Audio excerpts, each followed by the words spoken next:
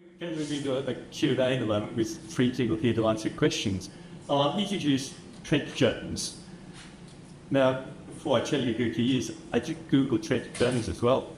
But don't do that, because if you Google Trent Jones, being a Jones, you get everybody else, you don't get Trent. But the bad news for Trent is on the first page of Google, under Trent Jones, it's a little box at the bottom that says, Trent Jones has died. So I'm sorry, Trent. I was not a fan of that. Trent runs a business called electrifying, and you might have interacted with him because we've had a Flinders belt buy running here for a few weeks. It's going for just a few weeks more. And Trent's been giving discounts to people signing up with solar, either solar, batteries, induction cooktops, hot water systems, everything with electrifying. And we've been trying to encourage people to move as far as possible to electrifying the whole home. So Trent's been a great supporter in that sense. We've got a little bit of information here about what's happened in those few weeks. On the left there, the number of completed solar installations, 8, and hot water systems, and aircon and inductions. And down the bottom, the savings in terms of the $24,000 or so would be saved during the year by those people, and 100 tons of CO2.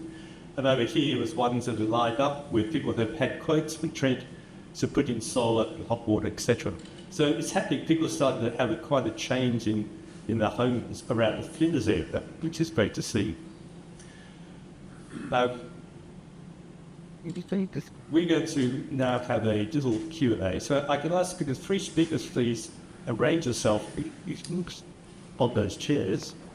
I just want to ask a question about induction tops, solar tops. Does that require a change to the Rangewood technology? Where's yours, Evan? Great question. It doesn't. What you do need to keep in mind that your size of the induction rooftop, whether it be 60, 70, 90, it's got to match the size of your arrangement up top. So if you want to upgrade to a larger induction, you've got to make sure you arrange it. Yeah, that's just the standing. Another thing that we need to make sure is a lot of the induction cooktops that are, ranges that are more than 10 years old, they probably won't be ventilated to atmosphere, as Jim Bevan was talking about earlier. We find them reticulated, so what that means is it just cools it up, grabs the fat and stuff that you go from cooking and just dumps it back into your roofing. So a lot of ranchers were installed like that, so it's very easy when you can find out, turn your age board on, you put your hand up top and you feel something blowing at you, something like out to atmosphere.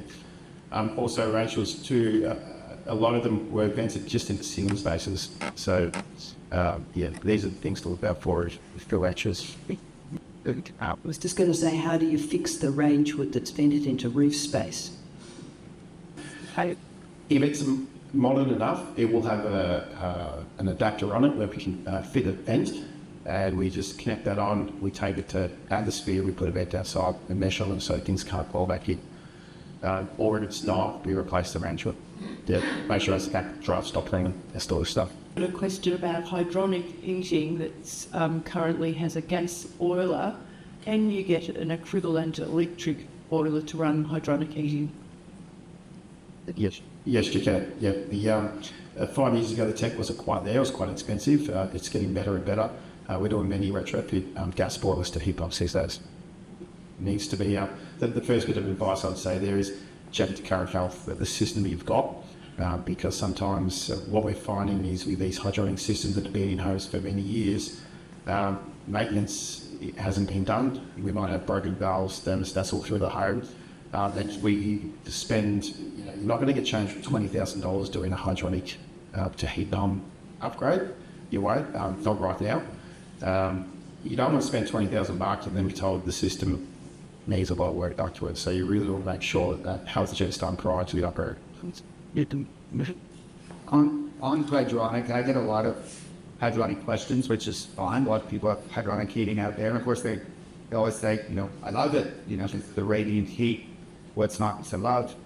But I guess one story, my son bought a house in Mantown, and it came with gas-fired hydronic heat. It wasn't a big house. And it also came with 3 air conditioners. So my son knew the drill. And so the first thing we did is we removed the gas-fired hydronic and had all the metal bits thoughtfully recycled. And they put another couple of air conditioners on the other side of the house in those other 2 bedrooms. So now there's a home with 5 air conditioners. They do a bit of shift work, and so it's handy if you can, set up the bedrooms if someone has to sleep on a hot summer day or something. I mean, you're not going to cool your house with electronic heating.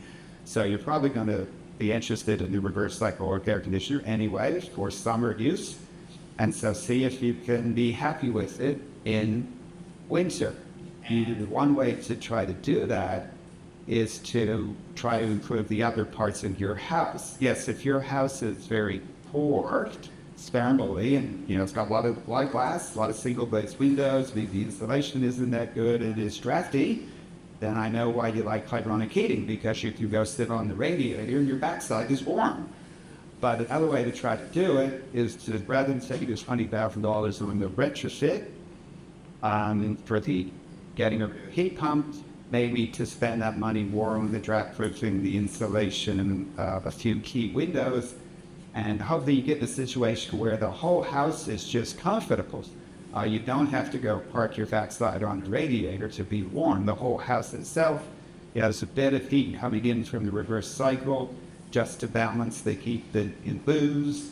But otherwise, the walls are warm, the floor is warm, the ceiling is warm, and you don't feel like you're missing out on anything by not having hydronic heating because the whole house is radiating heat at you. So that's what people are doing. If you're building a new home and it's at least the minimum required 7-star. I mean, there are people building 7-star homes with hydronic heating. You're not going to need the hydronic heating in a 7-star home. And in fact, there's one fellow wrote an article on that. You can find it in Renew Magazine, Cameron Monroe. He had built a nice new section out the back of his old house in Ashburton. And he did it really well with good windows, good insulation, but he did put hydronic heating underfloor, fired by a $20,000 heat pump. But he also put in a reverse cycle air conditioner. What Cameron found was he never needed to use the hydronic heating because what the room he had built, the space he built, was good enough on its own. It didn't need the hydronic underfloor heating, just a bit of the air conditioner coming on, taking over with that. So he wrote an article about how he wasted $40,000. But I've been an article that we point people to try to avoid them making a similar situation. Oh, thank you. Question, well, 2 questions about double glazing. Well, I think to this that it's a worthwhile. And what about what I call bolt-on double glazing, where you just turn it on panel on your just windows? Is that effective? Yes, so single glazed glass, of course, you lose a lot of heat through there, and particularly if you don't have great window blinds or curtains. But even if you don't have great window blinds or curtains, you're probably going to have them in the daytime, so you're going to have them up and you're going to lose a lot of heat through the windows. And there are about 5 different things that you could try, which I could run through very quickly. Well, and the other issue with single glaze, particularly like the last couple of weeks, is you'd be waking up in the morning, you'd see moisture condensation on the single glaze windows, which you just leave it there, can lead to black mold spots and that sort of stuff, and even damaging your wood and window frames if the moisture is excessive. So long list of things you could try, like for renters or for kind of emergency situation, you can put bubble wrap on a window. So we did that in my daughter's place. If my grandson's room was in a very cold part of that unit they were renting, and so he'd wake up in the morning, there was just all this moisture there, so we bubble wrapped his windows. There wasn't much to see outside anyway, and bubble wrap does let some light through. So that can be one emergency thing. Now another thing you could do is to try the secondary glazing with acrylic plastic, and there's a couple of vendors that offer that, Ego Glaze or Magnetite. They put a bit of a spacer, nice acrylic plastic, and a wood frame to hold it together. Presto, double glazed windows just like that, and it works. I mean, our temperature's not horrible. I grew up where it might be minus 20, minus 30 degrees, that stuff. We don't get that here. So anything you can do to windows is going to make them pretty good. So that secondary glazing can be another option, or you could bust out the glass and glaziers, or there's one crowd that does this bit of a specialty retrofit double glaze. They will put double glazing into your wooden frames or whatever. So there you got them. You don't have to replace the frames if they're still in good shape. You get double glazing. Or then you could look at replacing the windows and putting in double glazing. You may not do the whole house because that'd be really expensive. So I say to folks, prioritize. Are there any windows or doors that you hate? Maybe the sliding door doesn't work very well anymore, or the wooden frames are blocked. Okay, that could give with priority to say, look, we're going to fix those, and they have to be the windows that we sit next to at night watching television when it's cold, and so if we just even improve those. So in our old house, we've got 3 sets of different double glazed projects, the 3 sorts of double glazed windows in different parts of the house, but still with some single glazed as well, but I put in 1994. You don't get around to changing everything, but now it's wonderful. Don't buy any glass that isn't double glazed for sure. Even if it's just a small window in the laundry, make it double glazed. It's partly going to cost you a lot more than single glazed anyway. And kind of it works. It keeps that for conversation, warming, and the glass can just feel like room temperature rather than feeling freezing cold, which is the difference. Question for Tim. Do you have a home battery, and where do you see the role of home batteries in the future of the grid? Yeah, I think that's chapter 14 in the book, so grab that. But no, we don't have a home battery. And if you look at the raw economics, I'm saying with a client at home, they'll ask me the question about batteries, and I'll say, I won't go through the long story about the whole economics, but you can calculate like a 20, 30-year payback on a battery, but the warranty's 10 years. As we know, batteries degrade. So I don't see it as a really great economic setting. And if I'm in a person's home, we can usually identify a lot of other things they can spend money on ahead of the battery. That said, Trent probably sells batteries, and so they can talk about why you might do it. And look, if you want to get a battery, get a battery. Be an early adopter, support the industry. That's all great. I think the first battery we're going to get is going to be a really big one that comes with 4 wheels, and that will be the electric car. Let Trent talk about that. Yeah, I agree with Tim. What we're finding is the ROI on the battery. You got to, I suppose, it's why you're doing this question. If it's to reduce your energy costs or to save money, don't do it. As Tim said, it is about a 20-year ROI out of a 10-year warranty. If you're doing it for environmental reasons, then go for it because you will draw from your battery at night if you size it properly. Therefore, you're really not buying any power from your grid. That's the best advice that we've got that. And the cars are coming. An electric vehicle is anywhere between a 70 to 100 kilowatt battery inside it.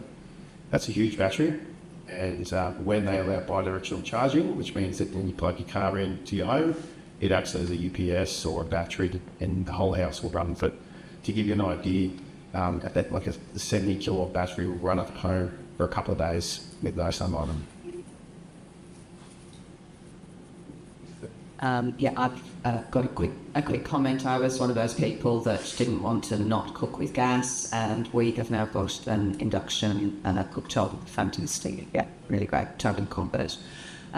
But just asking about outdoor barbecues and outdoor heaters. Have they obviously got the same effects as well? Should we be avoiding those? Sitting outside restaurants with heaters? Well, the big difference is that there's a lot more ventilation out there. So the wider effects, like the air pollution, local air pollution, and contribution to climate change, yes, they're all absolutely still there. But because of the ventilation out there, it's not the same the sort of indoor air quality issues where you're just breathing the same stuff in over and over again. So it doesn't have the same danger. However, I would say, and speaking as a camper, where of course we're having to use LPG, gas cooking and whatever, people do get into trouble with them using them in tents. Okay, so that can obviously put the naked flame too, which is a risk with tents and summer and everything. But yes, you can certainly end up with carbon monoxide poisoning from the cooking, for heating, and also gas fridges for camping. Okay, people forget about them and have them inside in a tent. Genevieve, this is a question for you. Sorry, over here. I wonder if you could just comment on the difference, if there is one, in terms of the environmental and health effects of the burning wood in your home as opposed to a gas heater? Because I know a lot of people like the wood fires because of the ambience and so on. And just if you could comment on that, that would be great. Yeah, this is it's a bit like with the gas cooktops. People are very fond of them, and that's where you get to with wood. There are similar issues with burning wood, and in fact, wood doesn't burn as cleanly as methane does. So in fact, you get a lot more particulate matter. So you get into PM 2.5, which you go right into your bloodstream. And of course the other pollutants that health as well, and formaldehyde and all those kinds of things. So it does have the same health issues indoors. So again, you've got to be making sure about where the air intake is for the wood burning stove. It's basically all the same issues, and of course. More widely with regard to climate change. And I would say that in general, like when you talk about country areas, the decision making around what your heating source is, they can be a little different. Like can be other things that won't, so there are plenty of people that have access to a ready supply of wood, so that in itself can reduce the costs of their heating. So, there are other issues to be thought of, particularly since heating your home is a social justice issue. There are costs involved with whatever you choose to do, but the air quality issues are basically the same. And lots of particulate matter, it means lots of long-term effects. And for those countries where they have to rely on burning biomass, for cooking, as well as heating, they actually have terrible long-term, could be chronic lung conditions, and premature death and everything that is attributable to the stuff they're heating and cooking with. And I'd also say it's difficult because the kind of people that are concerned about the environment also tend to be the ones that want to, go for the ambience with burning the wood, and that's natural, and you can get to something more like self-sufficiency with doing it. But the tree that you're burning in logs is really much better out there growing, helping to filter our atmosphere from all of the other stuff we're putting into it, rather than being burnt into a wood heater. So, you're going to have a much better environmental effect by leaving a tree as it is. And including, I would say, not thinking, that's okay, I'll plant a tree and that can deal with those logs I've been burning this winter. That tree's not going to be the big enough size for many years yet. It's tricky. Tim, I'm wondering if you, given that you've looked into it, I'm sure, I'm wondering if you could comment on how far off we are for bidirectional charging, what sort of regulations need to happen, or anyone, it doesn't matter, what regulations that need to happen, how much access do we have to sort of cars coming on the market which are capable of doing this sort of thing, etc., etc. Just how far off are we? Thank you. Yeah, it can't come soon enough as far as I'm concerned. And since I haven't bought an electric car yet, I would like to get one that can do this bi-directional charging and get it all set up. But there's not a lot of it has occurred yet in Australia. There have been some trials, and recently ARENA, which is the Australian Renewable Energy Agency, has done a trial. They'll do a trial with 1,000 homes across all the different states and territories. So the electricity supplier called England, who does some fancy things with making wholesale prices available to people. So there's more trials planned, but at the same time, they are getting through the regulations, so this can be rolled out, but I guess it is a couple of years away still. Maybe there'll be some cars that'll never be suitable for doing the bi-directional charging, but it's coming. It can't come soon enough, but it's probably still a couple of years off. I don't have too pretty board trend on all that. They've been telling us for years. I bought an EV 5 years ago, and they told me when I bought that, it's 2 years away. Hasn't happened yet. It will come. There's a lot of just legislation issues around how it is. They class it an EV. It's like a generator or a battery to your home. It's classified as prescribed electrical works when you plug it in. So there's a few issues they've got to get around. The technology's advanced way too far than our law, which is quite common in this day and age with what's happening out there. So it's possible the technology's there. There's already cars out there that have this feature, and they are running some pilot programs. I think South Australia for something coming in. But yeah, I'm hoping within another 2 years. Let's see it. Question that is responded to is the following. And that's First of all, while we're talking about EVs, Tim, I've got a large number of solar panels on my roof, and I've discovered having bought an electric vehicle that it hasn't made any difference to my power consumption at all. In other words, my electric panels are providing me the power for the car. But I really wanted to ask you a question about in the beginning of solar panels, retailers were offering 60 to 70 cents a kilowatt. Now I gather that's going to be removed in October, and at the moment they're offering 4.9 to 5.2. That's the political decision, I presume. Right, yes. So the good old days, when I put in panels in 2008, you could get paid 60 cents.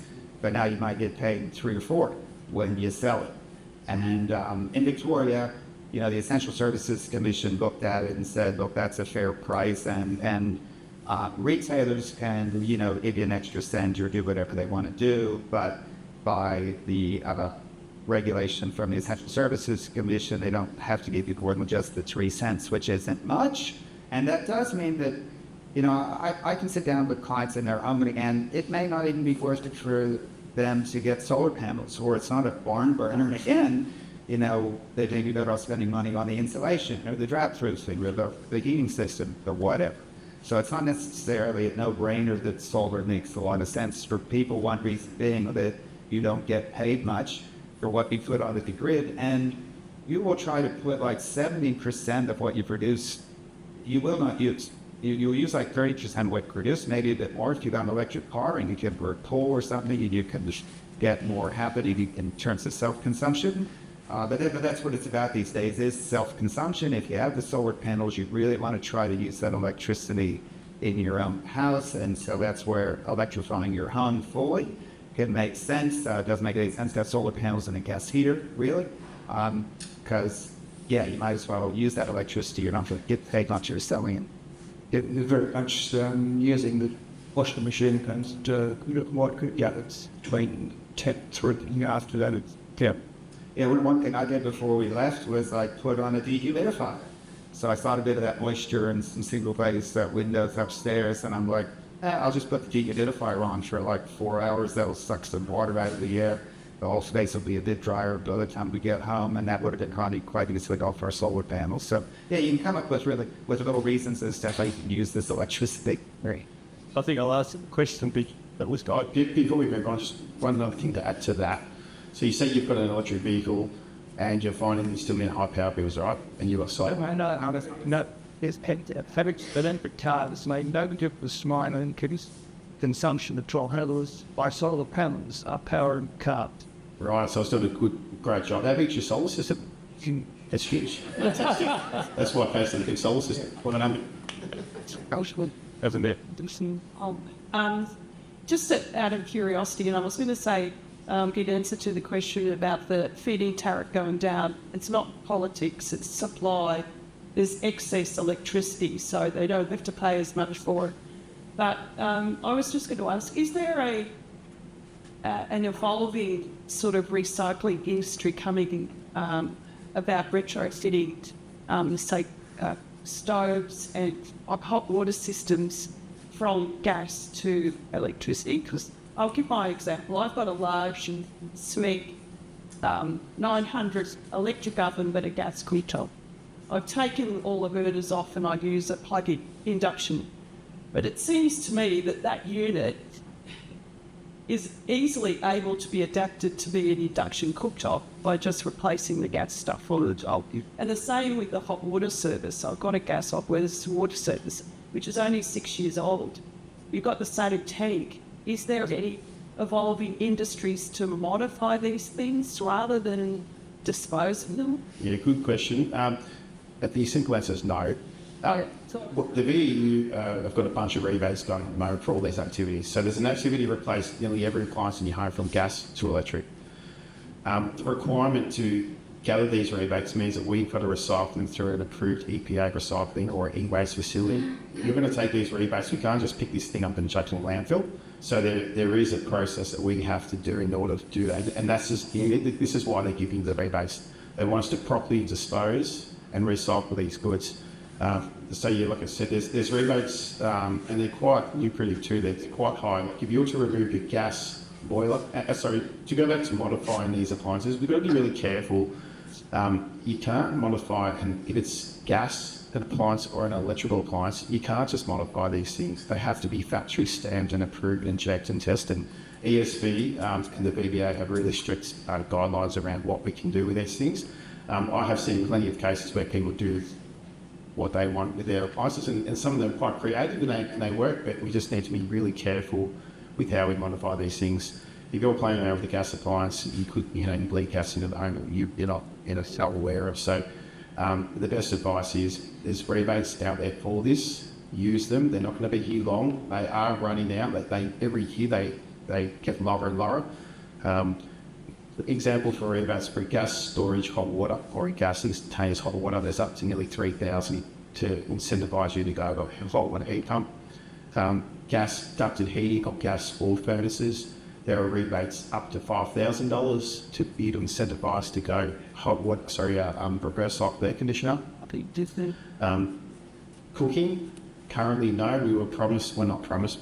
We were advised on 1st of July there'll be some rebates available from the VEU to go gas cooking to induction. Not there yet. It will come. There won't be much because gas cooking is a big CO2 contributor. It's quite small, so it will be that.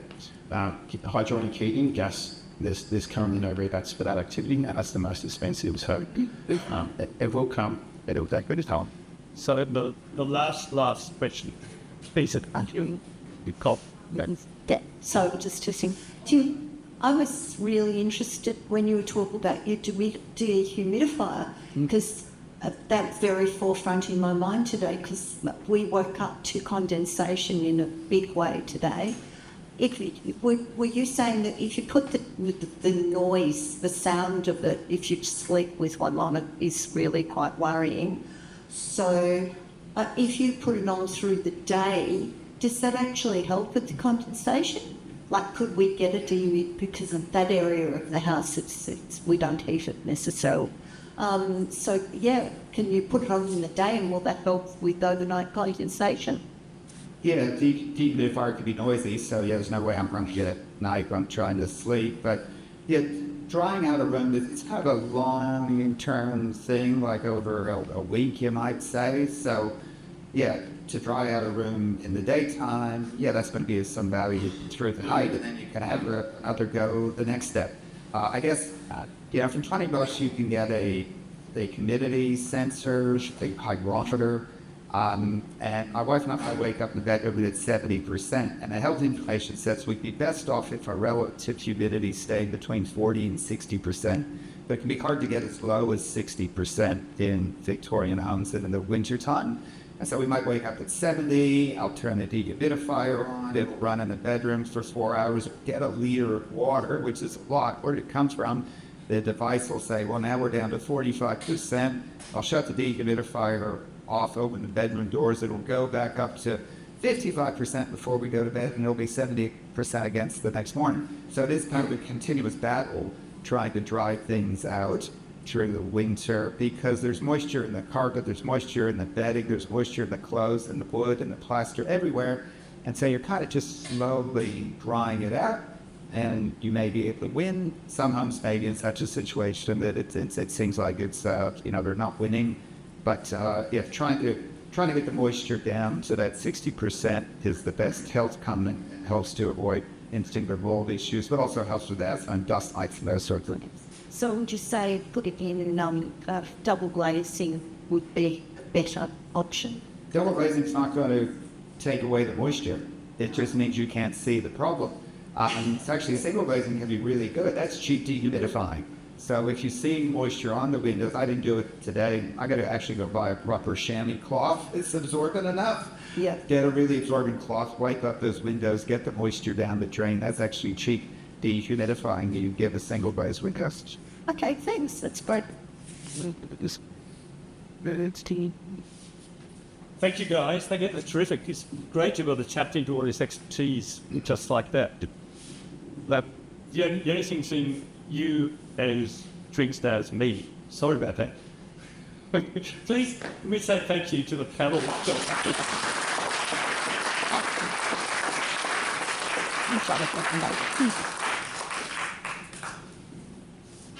I just wanted to just say a few words, mainly thanks to what's been going on here today.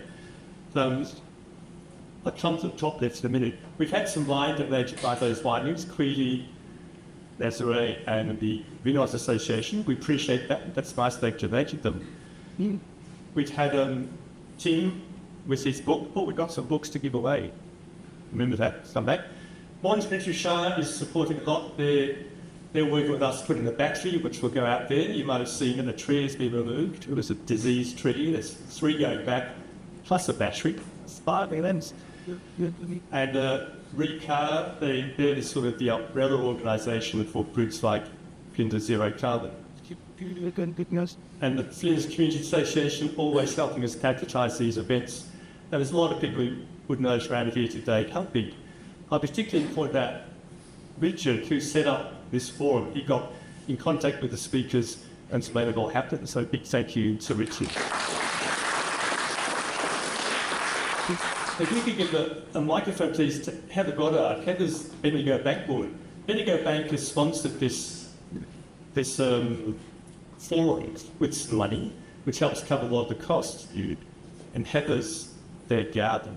That's happy. And I promise I will not speak long, and I don't want to stand between any of you and a glass of wine. Our community bank in Balnearim was absolutely delighted to sponsor this forum as part of around the special grants we did to celebrate World Environment Day.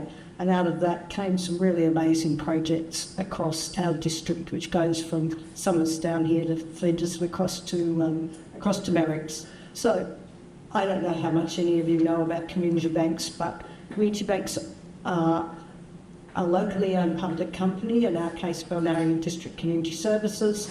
It has a board of directors, of which I'm the chair. We are all volunteers. None of us take any payment because that would be less money that would go back to our community. And up to 80% of the profits we make, which we share 50-50 with Bensgale because they have the banking licence, goes directly back to our communities. So back to the people who generate dollars. So any community group can apply to us for funding to support their work. They have to bank with us, but after that, we will then look at their application and approve it. In most cases, we rarely knock things back for people who bank with us. Over 16 years that we've been open, we've returned $3.4 million to our communities from Summers down to Flinders, all of it locally generated. While Bendigo has the banking licence, if the title of the bank has community in it, that is all money that's raised by that community bank locally and goes straight back to their community. So, of course, for that to happen, we need more customers. We also need more customers because then we can give back more money. So if you are banking with a community bank and you'd like to go and have a chat to our manager or our staff, we are the same as every other bank. We offer everything that every other bank offers. So please go and do that if you think what we do is worthwhile. We certainly do. So thank you, and thank you, and congratulations on this forum. It's been fabulous. Yeah, That's well done. just one more thing to say, that is to actually it's really important to be able to communicate with you guys and get the message out. So Mark's asked me to, Mark Harris, to know he's the secretary of our group, He's asked me to implore you to talk to your friends about what's going on, get them to do things, and to keep looking at the video display in the Flinders General Store. They're great supporters, and we put information up there. But we have a special offer for you today. Thanks. We're going to let you, and this is a special offer, we're going to let you become an FZCC member, and you can do it with no cost. But an extra special offer is we're going to let you donate $25 to us if you like. Now, to do this, you'll get an email from me next week talking about this. And the idea is we want to try to get a group of people, not just the mailing list we have, which is anyone who wants to sort of stay in contact, people who are a bit more interested and would like to know what's going on, maybe get some early information about events, maybe get discounted events, maybe get a free book. But we're really keen to be able to get that mailing list of people who are keen on achieving the aims of trying to get Flinders heading towards zero carbon by 2030. So please think about signing up. It's not going to cost you anything. But if you would like to donate, we have another sign-up web page that says you'd like to give $25 or more to the cause. That helps us run events like this. Thank you all for coming. Thank you all the people who've been helping. And now we have some drinks and nibblies over there. Please enjoy.